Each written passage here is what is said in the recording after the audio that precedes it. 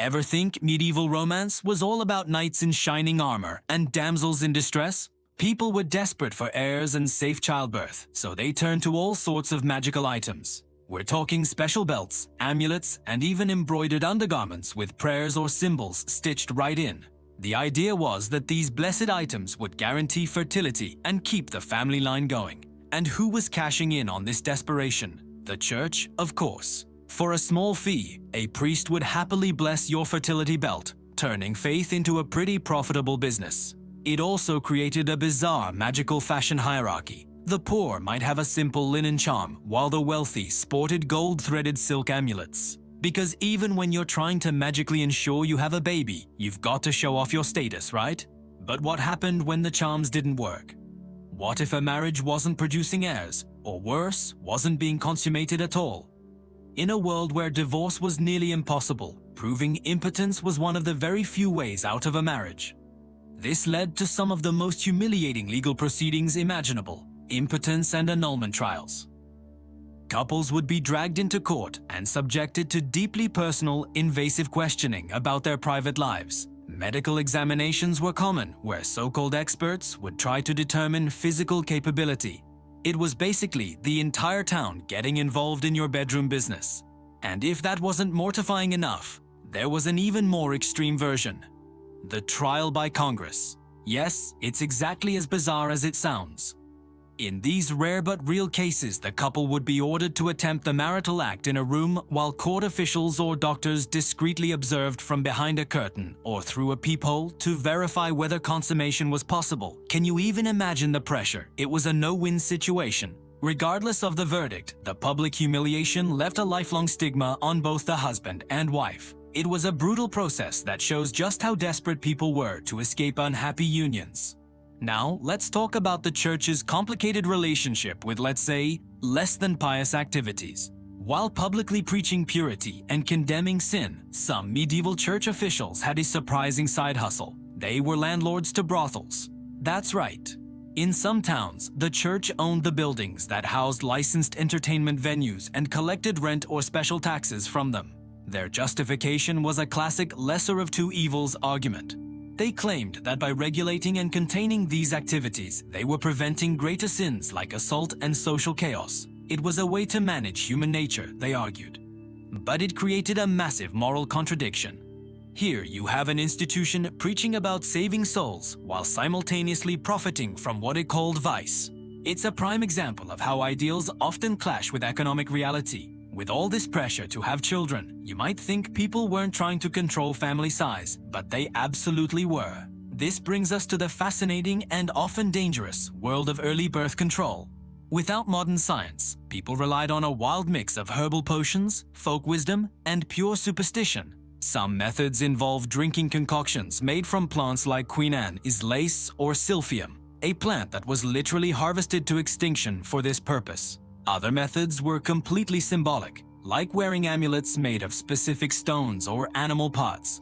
There were also timing strategies based on laughably incorrect ideas about biology. One common myth was that a woman couldn't conceive if she sneezed immediately after the act.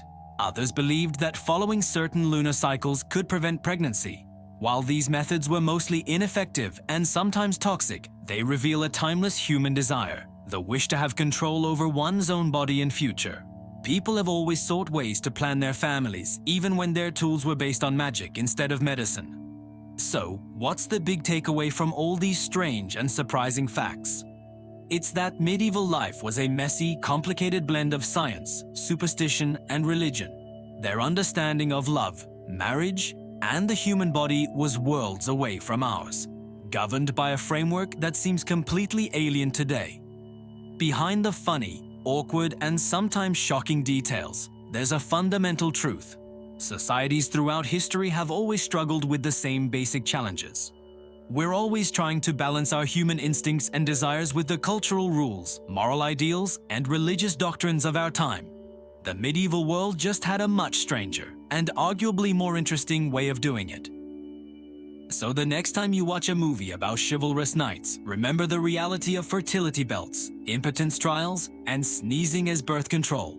History is so much more fascinating than the fairy tales. Thanks so much for hanging out and exploring the weird side of history with me. If you enjoyed this, please hit that like button and subscribe for more deep dives into the past. Let me know in the comments which medieval fact surprised you the most. See you next time. Forget everything you think you know about medieval romance. We picture knights in shining armor and ladies fainting over a single glance, a time of saints and purity. But what if I told you the truth was far messier, weirder, and way more interesting? The Middle Ages weren't just about chastity belts and prayer. Far from it. This era had a relationship with love and intimacy that was complex, contradictory, and honestly, a little bizarre. From bizarre courtship rituals to menus designed to spark passion, medieval people were just as preoccupied with romance as we are today. They just had some very different rules. So, stick around as we uncover the strange and surprising secrets of love, medieval style. You'll never look at a fairy tale the same way again. Picture this. You're a young couple, deeply interested in each other, but you live in a society with strict moral codes. How do you get to know one another beyond stolen glances in the village square? Enter bundling. This was a real practice, especially in rural communities. The idea was to let a young man and woman spend the night together in the same bed, but with a few catches. They were often fully clothed, sometimes literally wrapped up in separate sacks or blankets, and a bundling board, a plank of wood, was placed down the middle of the bed to keep them apart. The goal was conversation, a chance to bond emotionally without physical contact. It was a safe sleepover designed to build a connection before marriage.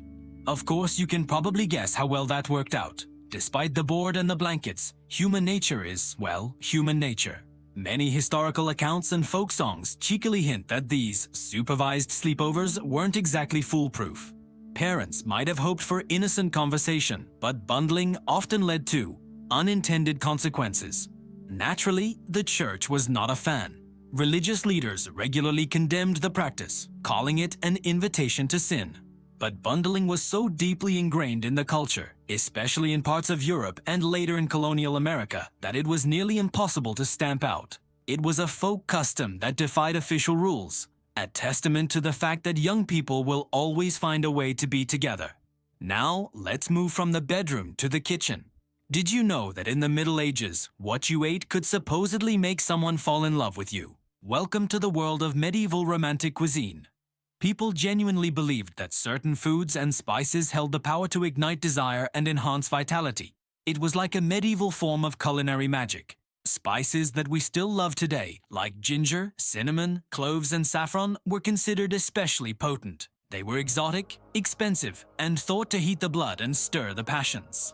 A wealthy host throwing a banquet wouldn't just be showing off their riches, they'd be creating an atmosphere of seduction through their menu. These meals were carefully crafted. Dishes were loaded with ingredients that symbolized fertility and energy. Things like eggs, certain types of fish, and even specific vegetables were chosen for their supposed amorous properties. It wasn't just old wives' tales either. Respected scholars and physicians wrote medical texts and manuals dedicated to love foods. These books merged diet, medicine, and a healthy dose of superstition, offering advice on what to eat to improve your romantic life or ensure you produced a healthy heir. So, the next time you sprinkle some cinnamon on your latte, remember that a medieval knight might have used it for a very different purpose. It was a world where dinner wasn't just about sustenance, it was about seduction. Okay, this next one might be the most awkward medieval tradition of them all. For the nobility, getting married wasn't just a matter of saying, "I do." A marriage, especially a royal one, wasn't considered legally binding until it was consummated. And how did everyone know it was official? They watched. This was the bedding ceremony. After the wedding feast and festivities, a crowd of guests, including family, friends, and even clergy, would escort the newlyweds to their bedchamber. They would put the couple to bed, offer blessings, and then wait outside or sometimes even in the room until the deed was done. The whole point was to have witnesses confirm that the marriage was valid. As cringeworthy as it sounds to us, the bedding ceremony served a crucial social and political purpose. In a world of arranged marriages, where alliances, property, and lines of succession were at stake, there could be no doubt about the legitimacy of the union or any future heirs.